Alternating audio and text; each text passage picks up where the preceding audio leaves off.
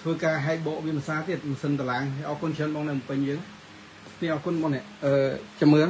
ខ្ញុំធ្វើការព្រីនឯកសារជូនបងមើលបន្តិចចាក់ទៅមួយនឹងការព្រីនធម្មតានិងការត្រឡប់អរគុណច្រើនបងបានជាងមិនសិនបងប្អូនចង់អស់ស្តុកហើយបងអើយ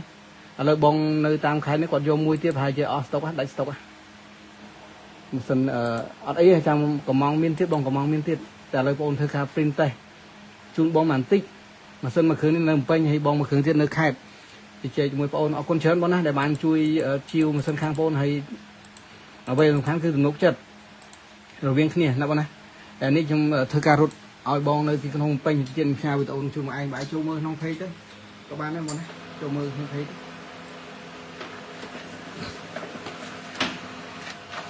នេះត្រឡប់បងណាម៉ាស៊ីន HP Laser J P3015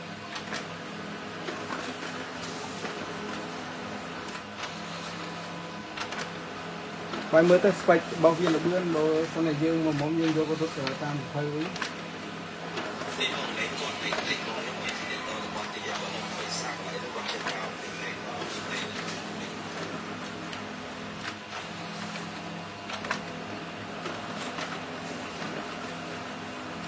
នេះបងនេះបើឲ្យតបងបញ្ចូលម្សៅល្អណាបងណានេះនិយាយច្បាស់ឲ្យតបងបញ្ចូលម្សៅល្អមកពួកម៉ាស៊ីន HP អត់មានបញ្ហាទេបញ្ចូលម្សៅល្អបើវាខូចច្រាមនឹងដូរច្រាមចោលទៅហើយអានេះគ្រាប់វាធំហើយនេះរូបភាពចាំមើលខ្ញុំដាក់ក្រាមហ្នឹងជាប់ជាមួយម៉ាស៊ីនឲ្យបងទៅណាបងណាហើយតាក់ទងមួយការជាប់តាមបងអូន support បងពីក្រោយទៅបន្ថែមតាក់ទងមួយម៉ាស៊ីនឥឡូវសូមឲ្យវាចប់ការ live ប៉ុណ្ណឹងចុះរៀបចំម៉ាស៊ីននេះជូនខ្ញុំមួយអូនឲ្យម៉ូតូក៏ចូលមកជួយរួមបន្តិច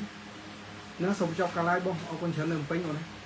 ចប់វីដេអូនឹងមួយ live វីដេអូជូនបងនៅតាមខេត្តមួយទៀតពេល30-15នឹងដូចគ្នា